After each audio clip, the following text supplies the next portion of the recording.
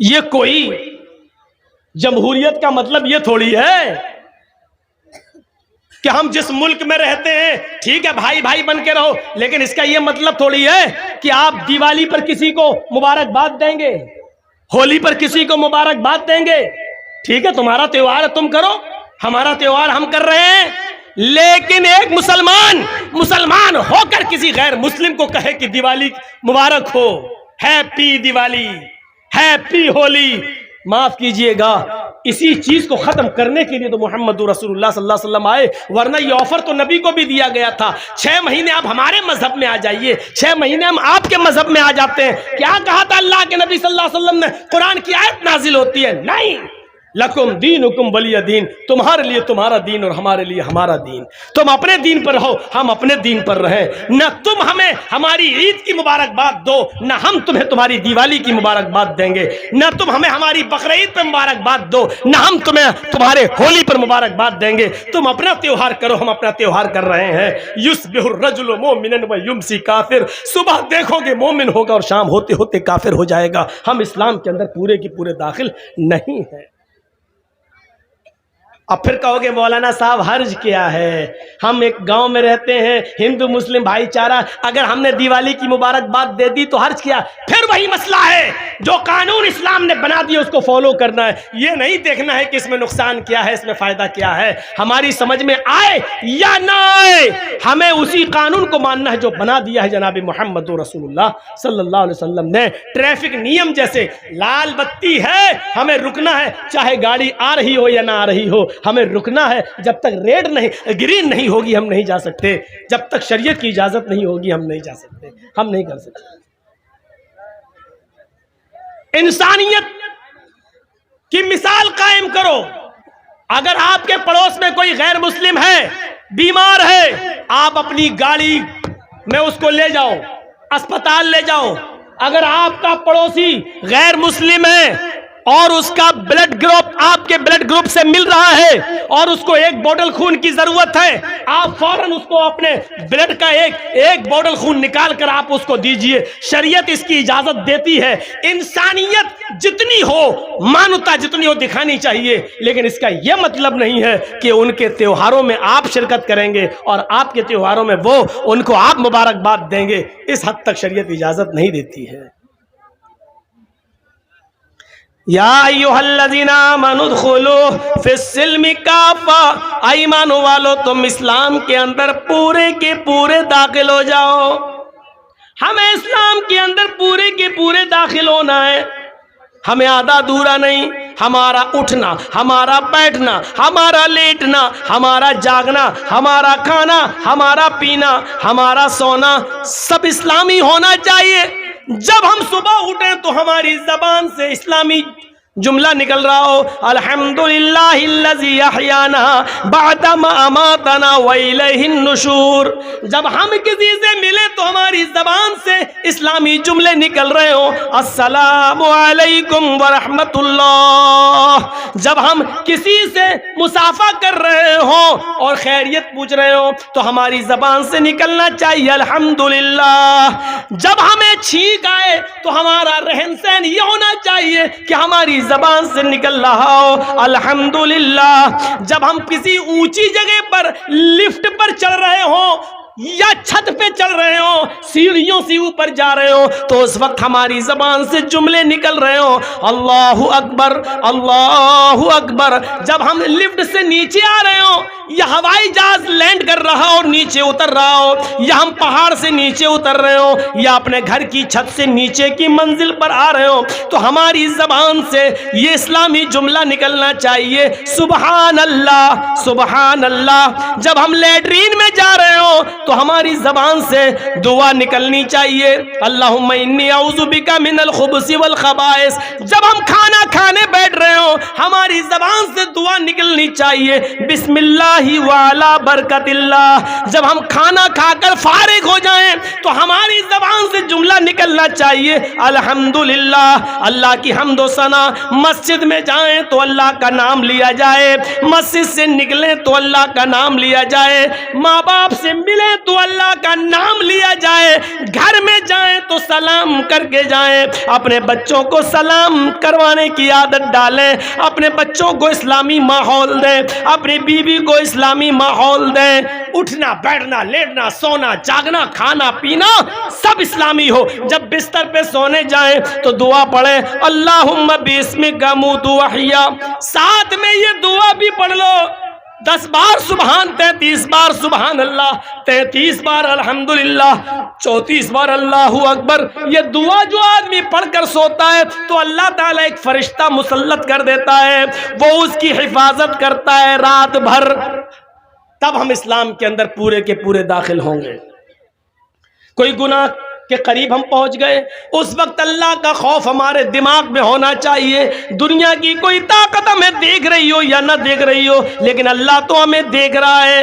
میرے بھائیوں، اس گناہ سے ہم دور ہو جائیں، تب ہے اسلام کے اندر پورے کے پورے داخل، ورنہ وہی سمجھا جائے گا بجلی کے کھمبے پر آم کے پیڑ کے چند پتے چپک گئے ہیں، ہماری باڈی پر چند دینی کام ہو گئے ہیں، لیکن ہم جڑ سے مسلمان نہیں ہیں، ہم اپنی بنیاد سے مسلمان نہیں ہیں، ہم اپنے رہن سہن سے مسلمان نہیں ہیں، اور یہاں ہمیں بنیادی طور پر مسلمان بننا ہے۔ اور اسلام کے اندر ہمارا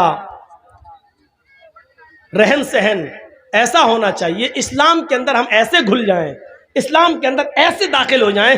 مثال دے رہا ہوں، ذرا سوچیے، پانی کا ایک گلاس ہے، جگ ہے ہمارے پاس، لوٹا پانی کا ایک جگ ہے، اور ایک پتھر ہے ہمارے ہاتھ میں۔ اس پتھر کو پانی میں ڈال دیا اور رکھ دیا، 2 دن کے بعد آپ دیکھیں گے تو پانی میں وہ پتھر پڑا ہوا نظر آئے گا۔ آپ چاہیں تو ہاتھ ڈال کر پتھر کو نکال سکتے ہیں اور باہر پھینک سکتے ہیں۔ پانی میں آپ نے ایک پتھر ڈالا، 2 دن کے بعد آپ نے اس کو نکال دیا، اس کا مطلب کیا ہوا؟ اس کا مطلب یہ ہوا کہ پانی نے پتھر کو قبول نہیں کیا اور پتھر نے پانی کو بھی قبول نہیں کیا۔ جب تک ڈلا تھا، جب چاہا اس پتھر کو پانی سے باہر نکال کے پھینک دیا۔ ایسا ہمارا اسلام سے تعلق نہیں ہونا چاہیے کہ جب چاہو تب گھس جائیں اور جب چاہے کوئی ہمیں اسلام سے باہر نکال کر پھینک دے، ایسا نہیں ہونا چاہیے اسلام کے ساتھ ہمارا تعلق۔ جرجیت صاحب کے پاس پانی کا ایک جگ ہے۔ آپ کے ہاں زردہ بنتا ہے؟ زردہ، ارے وہ میٹھا چاول ہوتا ہے، ادھر نہیں بنتا ہے، ہم لوگوں کے یہاں بنتا ہے۔ تو اس میں کھانے والا رنگ ہوتا ہے۔ آپ کے یہاں کھانے والا رنگ تو بہت سی چیزوں میں ڈالا جاتا ہوگا، جلیبی میں ڈالا جاتا ہے، پلاؤ میں بھی ڈالا جاتا ہے رنگ۔ آپ جائیے اور 2 روپے کا 5 روپے کا کھانے والا رنگ کسی دکان سے لے آئیے، اور وہ کھانے والا رنگ پانی کے اس جگ میں ڈال دیجئے۔ 2 دن آپ انتظار آپ کو نہیں کرنا ہے، 1 منٹ بھی آپ کو انتظار نہیں کرنا ہوگا۔ آپ تھوڑی ہی دیر میں دیکھیں گے جیسے ہی وہ لال یا پیلا رنگ پانی میں گیا اور پانی کو پورا کا پورا لال کر دیا یا پیلا کر دیا، جو رنگ پانی میں ڈالا گیا پانی اسی رنگ میں رنگ گیا۔ اب آپ رنگ کو پانی سے الگ کریے، ہو جائے گا؟ جو رنگ آپ نے پانی میں ڈالا ہے، اب آپ پانی سے رنگ کو الگ کریے، نہیں ہوگا۔ اور پانی کو رنگ سے الگ کیجئے، وہ بھی نہیں ہوگا۔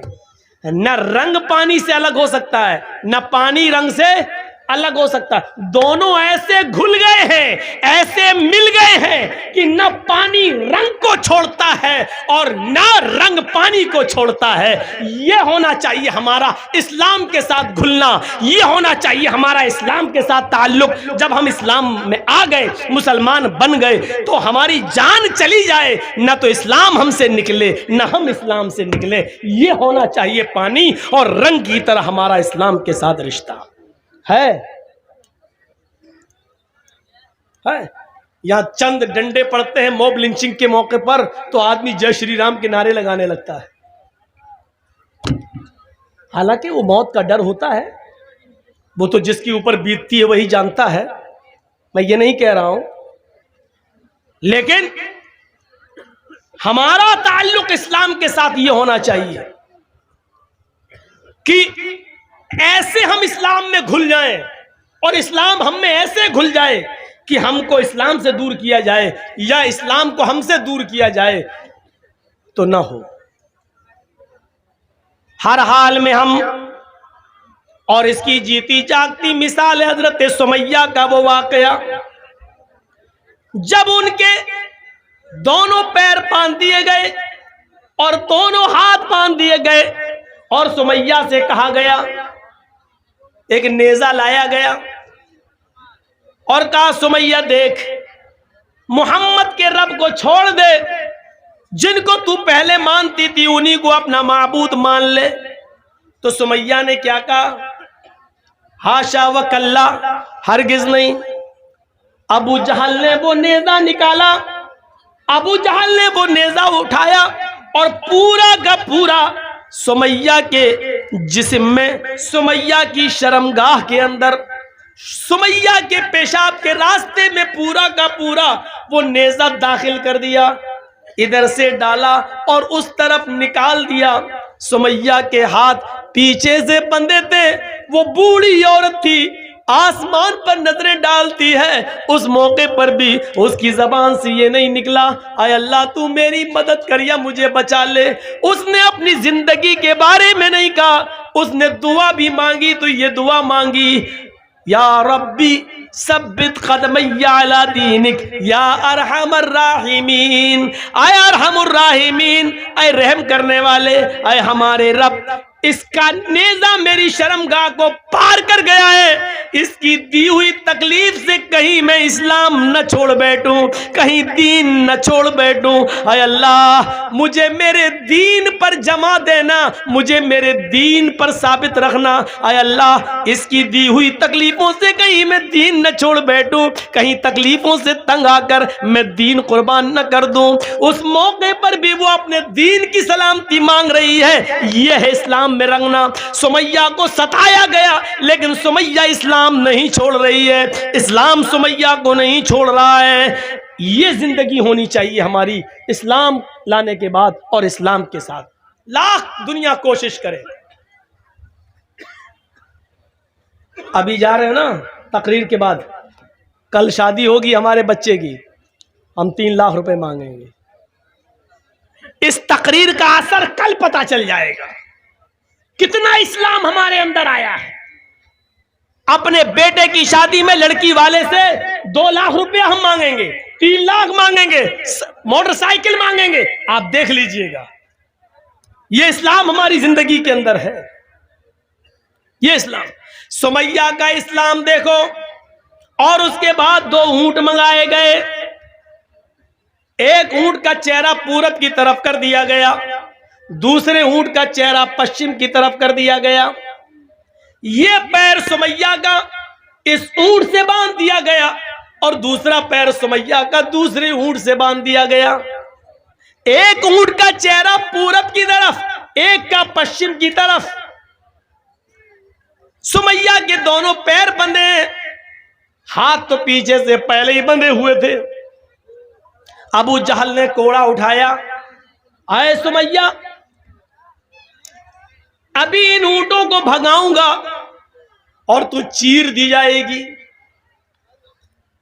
تیرے پیر ایک ادھر ایک ادھر چیر دیا جائے گا اور بیچ سے تیرے 2 ٹکڑے کر دیے جائیں گے۔ اب بھی تو محمد کا دین چھوڑ دے، اب بھی تو اسلام چھوڑ دے۔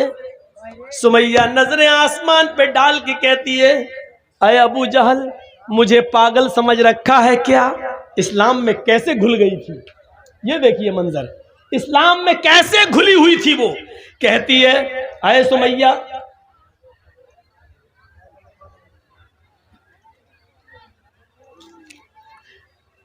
سمیہ کا حال دیکھیے آپ، کیسے گھلی ہوئی تھی وہ اسلام کے اندر، کیسے، کتنی اسلام کے اندر، اسلام اس کے گھر، اس کے دل میں گھر کر گیا تھا۔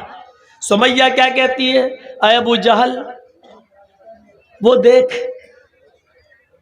ابو جہل نے کہا کیا؟ کہا تجھے نہیں دکھ رہا ہے؟ کہا نہیں۔ ارے وہ جنت ہے، جنت۔ آیا ابو جہل کیا جنت دیکھ کر بھی کوئی پلٹ سکتا ہے؟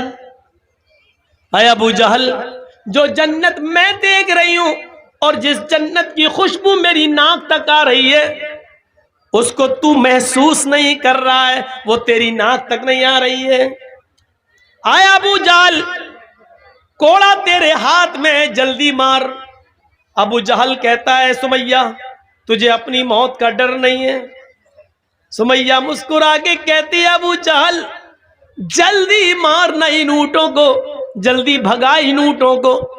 جتنی دیر تو ان اونٹوں کو بھگانے میں لگا رہا ہے، قسم ہے کعبے کے رب کی، اتنی دیر مجھے جنت میں جانے میں لگ رہی ہے۔ اس منظر کو دیکھ کر آپ کیا کہیں گے میرے بھائیوں؟ وہ کیسے اسلام کے اندر رچ گئی تھی، بس گئی تھی؟ کیسے؟ کیا چیز تھی اس کے اندر جو اسلام اس کے اندر گھر کر گیا تھا؟ اس تکلیف کو دیکھ کر بھی وہ پلٹی نہیں، گھومی نہیں، اور ابو جہل نے غصے میں اونٹوں کو بھگا دیا۔ ابن سعد کے الفاظ ہیں طبقات کے اندر کہ سمیہ کے بیچ سے دو ٹکڑے ہو گئے، سر بچ گیا، یہاں سے ایک جسم کا حصہ الگ ہو گیا اور ایک حصہ سر کے ساتھ بچ گیا، لیکن مرتے وقت سمیہ کے چہرے پہ مسکراہٹ باقی تھی۔ ابو جہل نے پتھر اٹھا کر اپنے سر پہ مارنا شروع کر دیا۔ لوگوں نے کہا یہ کیا کر رہے ہو، پاگل ہو گئے ہو؟ کہتا ہاں میں پاگل ہو گیا ہوں۔ سمیہ کا سب کچھ چھینا، اس کی جان تک چھینی، اس کو موت کے گھاٹ بھی اتارا، لیکن پھر بھی سمیہ جیت گئی، میں ہار گیا۔ مرتے وقت بھی مسکرا رہی ہے، دیکھو مجھے چڑھا رہی ہے۔ مرتے وقت بھی وہ بالکل بس مردہ نہیں ہوئی، مرتے وقت بھی ہنستے ہوئے مری۔ اس نے تو مجھے للکار دیا ہے، اپنی جان ہنستے ہوئے دے دی ہے۔ دنیا کیا کہے گی؟ آنے والے دنوں میں نے ظلم بھی کیا تو ایک بوڑھی عورت کے اوپر ظلم کیا۔ میں نے جس بوڑھی عورت پہ ظلم کیا، ابو جہل اس کی ہنسی اور اس کی مسکراہٹ بھی نہیں چھین سکا۔ میرے پیارے ساتھیوں، یہ ایمان تھا جو سمیہ کے اندر، یہ اسلام تھا جو سمیہ کے اندر گھل گیا تھا۔ ایک آج ہمارا اسلام ہے جو جلسوں کے بعد ابھی پتا چل جائے گا، یہاں سے نکلیں گے اور جائیں گے اسی وقت ہمیں پتا چل جائے گا کہ ہمارا اسلام کیا ہے۔ میرے پیارے ساتھیوں،